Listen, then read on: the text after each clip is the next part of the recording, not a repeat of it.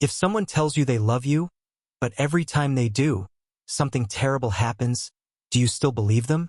There's a scratch on the tape. A loop. The same 6 seconds play back again and again. I didn't mean to. I didn't mean to. You hear the tremble in her voice. Then the silence swallows it. This isn't the beginning, but it might be the only place we can start. The house was never officially hers, but everything inside was. Mara kept it in the way only people who are terrified of being forgotten do. Tidy, too tidy. Linen folded into sharp corners. Perfume sprayed lightly on the edges of her curtains so every breeze smelled like memory. But no one's seen her in weeks. There's a vase by the window, still full. White lilies, blooming bright, unwilted, too unwilted. Detective Rowan is the first to step inside. He doesn't take notes, not yet. He's just standing there, like the walls are whispering something only he can hear. Someone's been here, he mutters. But not recently. The neighbors all say the same thing. She was lovely, quiet, always smiling. He adored her, but then they hesitate just for a second, like their memory wants to say more, like it knows more, but something's stitching its mouth shut. There's a diary in the bedroom. The last entry. He brought flowers again. He never forgets. But why does it always feel like a warning? Then nothing. Cut to black. A second voice, distorted. Maybe recorded through the phone. She lied to you. She always lied to you. You know what happens when she lies. Static. Then, the flowers. Look at the flowers. Later, the forensics team confirms. The lilies are not just fresh. They're preserved. Artificially treated. Someone had been injecting them, keeping them alive. For weeks. But Mara was already gone. So, who kept the flowers fresh? Jump cut. A voicemail recovered from the neighbor's phone. Never played until now. I saw him again. I thought he was dead. I know he was dead. I buried him. But he smiled like nothing happened. I think I'm losing my mind. She wasn't talking about her boyfriend. She was talking about her husband. The one who died 3 years ago. But the strangest thing? There's a wedding photo on the mantel. A man with warm eyes and a crooked grin. Detective Rowan flips it over. Handwritten, "Forever, even if it kills us." And then, in what looks like newer ink, "Still watching." What if the person you buried never really left? It's 3:17 a.m. Detective Rowan is back at the house. He doesn't know why. He tells himself it's protocol. But that's a lie he's stopped correcting. He stands in the living room again. Same walls. Same silence. But this time, something feels different. He hears something. Not a voice. Not quite. More like pressure behind the ears. Like sound trying to claw its way out of drywall. On the wall nearest the vase, there's a tiny crack in the paint. And next to it, a name carved in. Caleb. But here's the problem. There's no Caleb on Mara's records. Not on her lease. Not in her contacts. Not even in her life insurance. The only man registered was her ex-husband, Ian. And Ian is dead. Or he's supposed to be. Rowan pulls up Ian's death certificate. Signed, sealed, witnessed. But the photo doesn't match the man in the wedding picture. Close, but a not quite. Same eyes. Different shape of the jaw. And in the photo frame, that wasn't Ian. That was someone else. Rowan zooms in on the man's name tag in the photo. Faint. Faded. Caleb R. He exhales. Hard. So either Mara married someone else secretly, or Ian was never Ian. Flashback, unreliably told. A neighbor's voice, stammering under questioning. I remember a guy. He came every Sunday. Didn't talk much.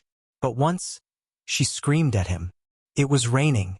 She was barefoot on the porch. She yelled, "You're dead." Like she was sure of it. Rowan. And what did he do? He smiled. The memory shifts. It's Mara's voice now. In an old therapy session tape, barely audible. It started after the accident. He said he loved me. But every time he said it, something bad happened. My dog died. My sister got sick. My hair started falling out. I thought, maybe it was a coincidence. But then the walls started whispering. She laughs, sharp and broken. I know how that sounds. But it wasn't in my head. It was him. Her therapist. Do you think Caleb is still alive? Silence. Then, he said he'd never leave me. And when I buried him, the flowers didn't wilt. That was the first sign. Later, in the kitchen, Rowan finds a wooden panel, slightly raised. He removes it. Behind it is a small, hollow space between the walls. Inside, there's a box. A jewelry box. Inside, dried rose petals, a lock of hair, and a cassette. Written on it, Wedding Vows, Take 2. He plays it. You said forever. You said I was yours. And now you pretend I never existed? Do you know what it feels like to be erased? But don't worry, Mara. I'm not mad. You'll see. We'll be together again soon. Rowan's breathing slows. Suddenly, a thud from upstairs. He runs to the bedroom. But there's no one. Only the smell of flowers. Sweet but sour at the same time. And on the bed, a single lily. Drenched in what looks like blood. Cut to the morgue. Rowan demands to see Ian's body. The coroner hesitates. I shouldn't, he says. But, they open the drawer. The tag says Ian Rowe. The body? Missing. Only a scrap of paper left inside the drawer. She tried to forget. I made sure she couldn't. Memory again. This time from Mara's cousin, voice trembling on voicemail. She said his voice came from inside the walls. But I thought she was losing it. I laughed at her. God forgive me. I laughed. Now I hear it too. A text message flashes across Rowan's phone. Unknown number.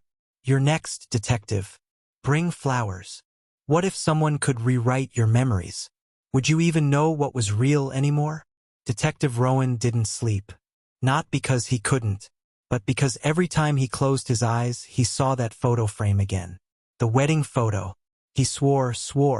The man in the image wasn't the same one from the file. But when he went back to check it this morning, it was different. Same frame, same couple. But this time it was Ian. The original Ian Rowe. The one from the death certificate. The man who was supposed to be dead. Caleb, the man with the crooked smile and sharper jawline, was gone. Erased. As if he was never in the picture at all. Rowan stared at the photo in silence for nearly 10 minutes.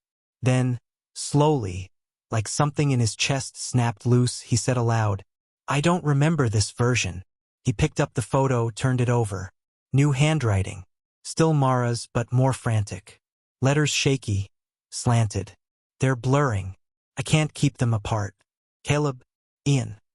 They both said, forever. One of them meant it. But I don't know which. Flashback. Or maybe a hallucination.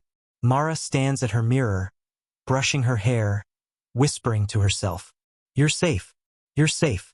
You're safe. But the reflection doesn't follow. Stares back, mouth moving differently. Not repeating. Mocking. Then, clear as a bell. He's not in your head. He's in the walls. Rowan visits Mara's sister, Alina. She's hesitant. Her eyes rimmed with sleeplessness. I loved her, you know, she says, voice brittle. But I stopped going to the house after what happened with the fireplace. Rowan. The fireplace? Alina closes her eyes. We were sitting in the living room. She was telling me about Caleb. I told her she was spiraling. That Ian was the only one she'd ever married. And then the fireplace just roared. Like it heard me. Like it was angry. She screamed. Told me to get out. I never went back. In Rowan's office, he lays out the evidence on a board. Mara's photo. The tape. The preserved flowers. The note from the morgue. But now half the files are missing. Gone. Only one sticky note remains. On it, a single word in childlike handwriting. Traitor. Then his phone rings. Blocked number. He answers. Silence. Then a distorted voice. Deep. Filtered. Wrong. You can't protect someone from someone who's already inside them. She didn't forget me. I made sure of it. That's love, detective. That's forever. Cut to another memory. Or dream. Or both. Mara, barefoot in the rain again. But this time she's digging. Her nails are torn, her hands covered in dirt. She's sobbing. I didn't mean to love him. I just wanted to forget you. I wanted to forget what you made me do. But you're always in the walls. The hole is shallow. At the bottom, a box. No, a ribcage. She reaches for it. The bones move. Rowan wakes in his car, drenched in sweat. His radio's on, though he never turned it on. The voice on the frequency, same distorted tone, says, "Photos lie, but the house remembers." He drives back to Mara's house again. But when he gets there, the front door is wide open. Inside, no furniture, no photos, no flowers, just white walls, completely empty, except for one thing, a single handprint, bloody, smeared across the living room wall. Next to it, scratched deeply into the plaster. "I never left." Then his phone buzzes again. A text. Unknown sender. An image attachment. He opens it. It's the wedding photo from earlier. But now, Rowan is in the background, standing behind the couple, smiling. What if a place could remember everything you forgot?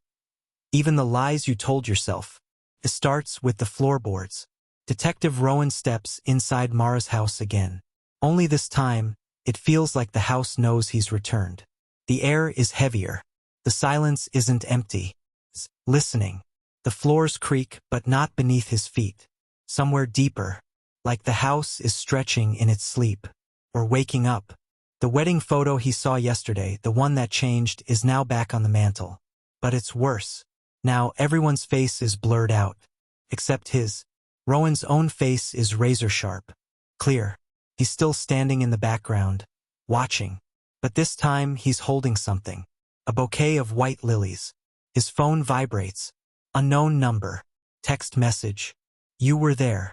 Even if you forgot. Do you remember what she whispered before she disappeared?" He doesn't. But then, a memory flickers. Just one frame. Mara standing in the kitchen. Eye swollen. Lip trembling. Reaching for his hand. "I'm sorry I made you lie for me." The memory cuts off. Rowan grips the edge of the counter. That conversation never happened. He's sure of it. But his hands remember the weight of hers. Flashback. Alina's testimony. Revisited. Rowan replays the old recording from Mara's sister. She started talking to the walls. Said Caleb was watching her again. She'd burn her clothes, thinking they were listening. She stopped drinking tap water. Said he was in the pipes. "She told me you believed her too, detective. That you helped her cover it up." Rowan pauses the tape. That last part? He doesn't remember that either. He drives to the archives. Requests all files on Mara Rowan. Wait, Rowan?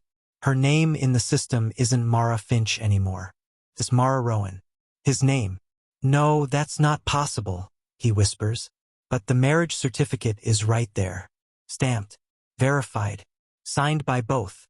Caleb Rowan. Mara Rowan. Not Detective Rowan. Not Ian Rowe. Caleb Rowan. His own name.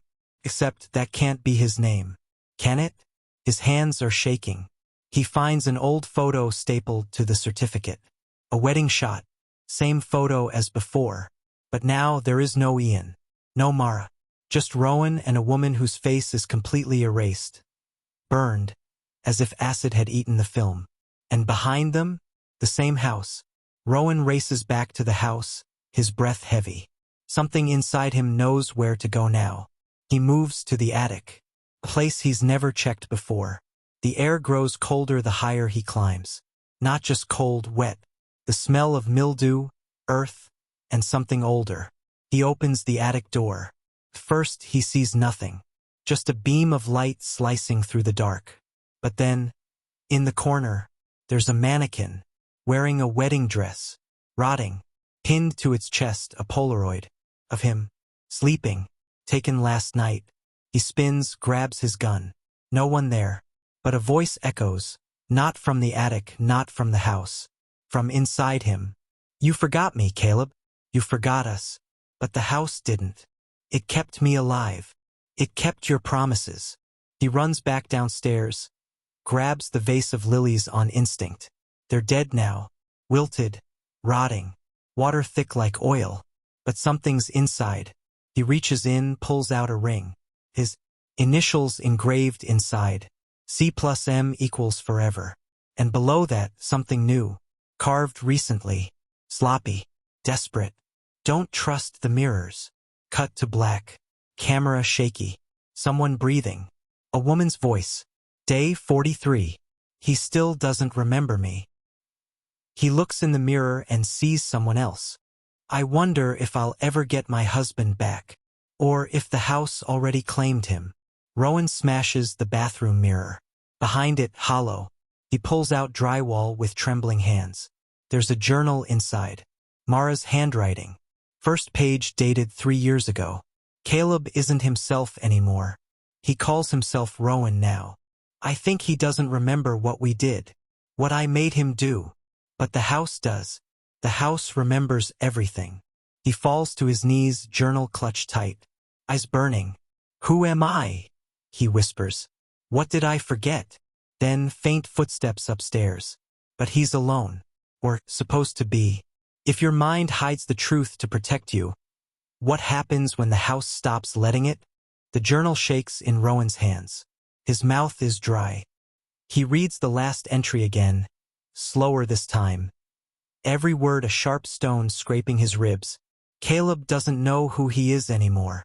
I think the house took pieces of him each time we lied. He doesn't remember what we buried under the floor. But I do. And now the house won't let us forget. The floor. He drops the journal and stares at the baseboards near the fireplace. Something has been nagging at him. Not just today, but for weeks. The floor is uneven. Just slightly. But the house was renovated last year. Shouldn't be. He drops to his knees, runs his palm across the boards. Stops. A board near the fireplace gives a click. It sinks. And the floor breathes. No shifts. A piece lifts like a puzzle unlocking. Underneath, a handle. Dusty. Iron. Ancient. He pulls. It doesn't lead to a crawl space. It leads to stairs. Downward. Rowan hesitates. Gun in one hand. Flashlight in the other.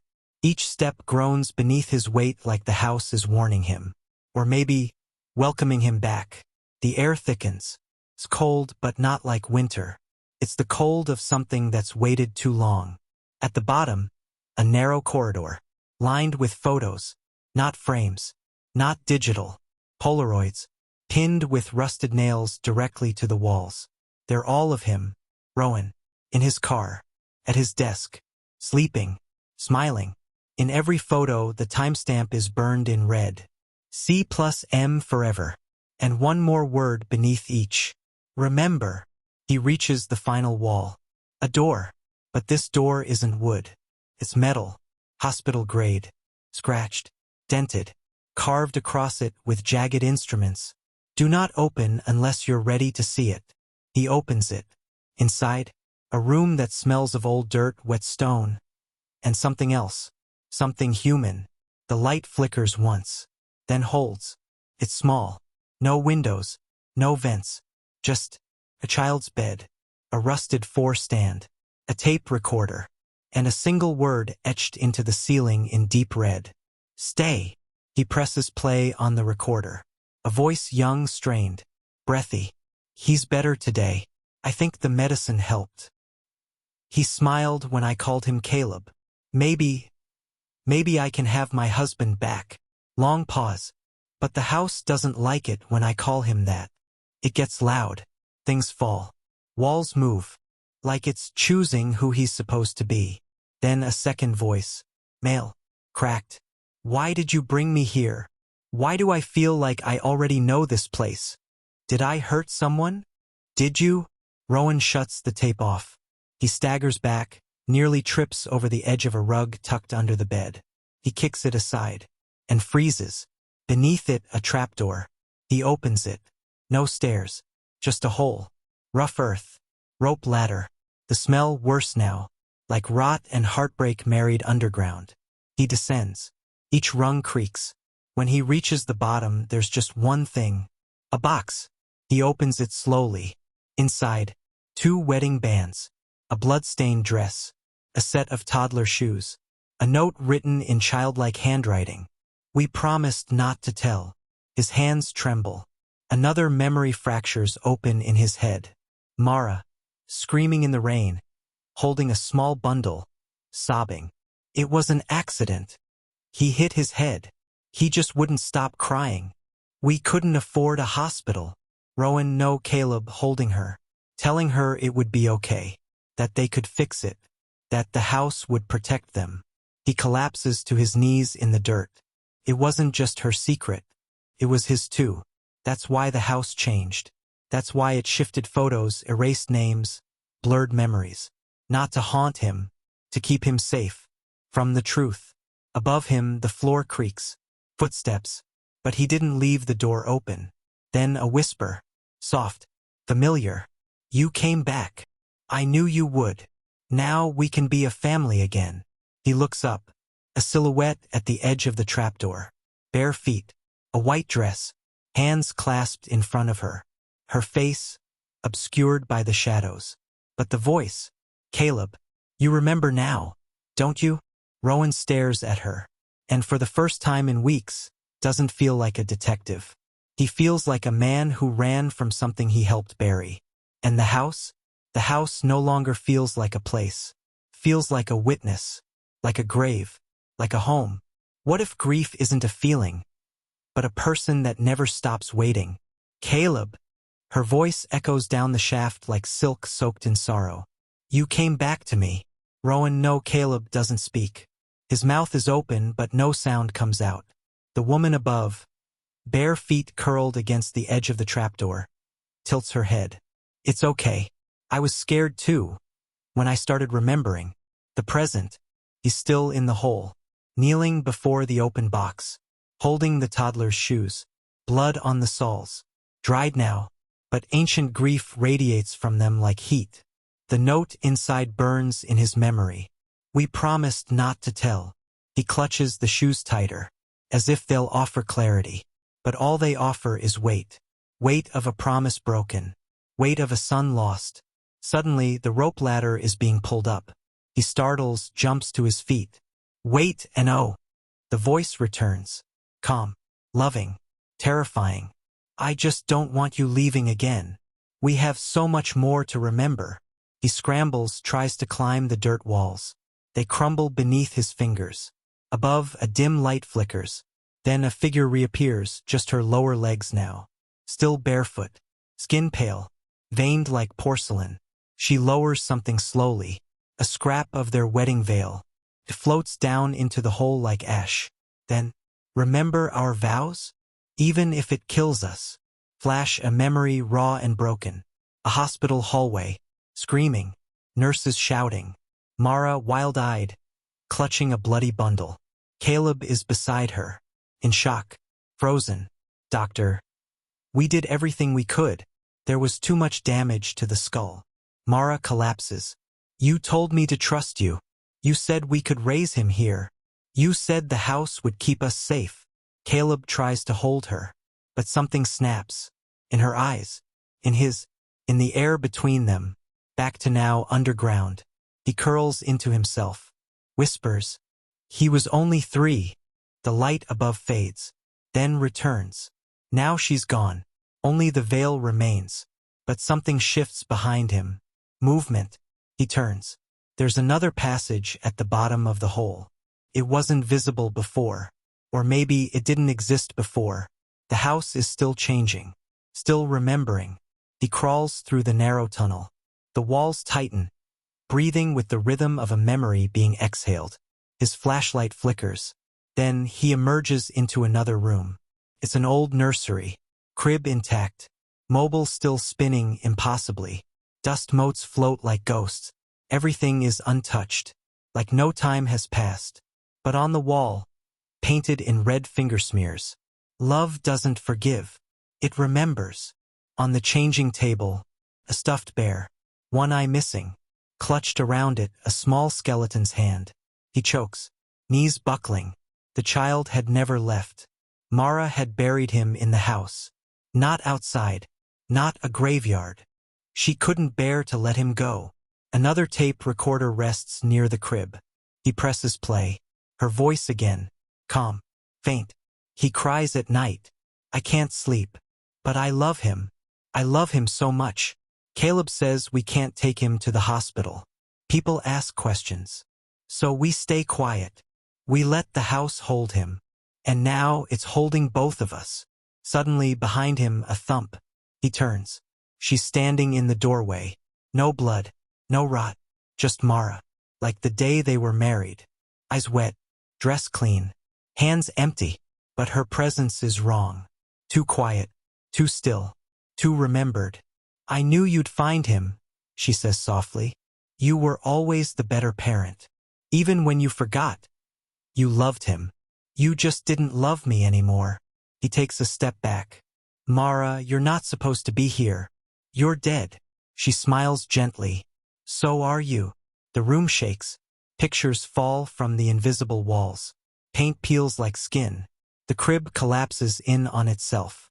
She walks forward, slow and serene. We made a home out of a lie. Now you want to leave it? We buried a child, Caleb. And the house became his lullaby. It sings to me every night. Now, it's singing to you too. He drops the tape. The audio glitches. Repeats. Rewinds. It's singing to you. It's singing. Singing. He screams. Blackout. When Rowan awakens, he's in the original bedroom. Sunlight pouring in. The house is pristine. Normal. He stumbles out of bed. No blood. No dirt. No veil. Just a wedding ring on the table. Engraved inside, C+M equals forever. He picks it up. Then hears laughter. Childlike. Familiar. From the hallway. He follows it. At the end of the hall, his reflection in a framed family photo. Smiling. Holding a baby. Mara beside him. A note scribbled in gold marker at the bottom of the glass. Home again at last. She was barefoot. Standing on the bridge at 3:03 a.m., arms slack at her sides, lips moving silently. There were no witnesses, at least not human ones. But there was a swan in the dark water below, drifting in lazy circles, like it was waiting. And there was something else in the fog, the sound of someone sobbing. Not her, someone else. A few hours later, Detective Amina Vasquez replayed the footage again, over and over. Liv in her white sleep shirt. Liv dragging a shovel. Liv entering the greenhouse with a smile. Amina whispered, "This doesn't make sense." Because the timestamp was 2:47 a.m. And at 2:49 a.m., Liv was also seen, at the exact same time, knocking at Gabriel's door, screaming, "He buried her. I saw him do it." 2 lives.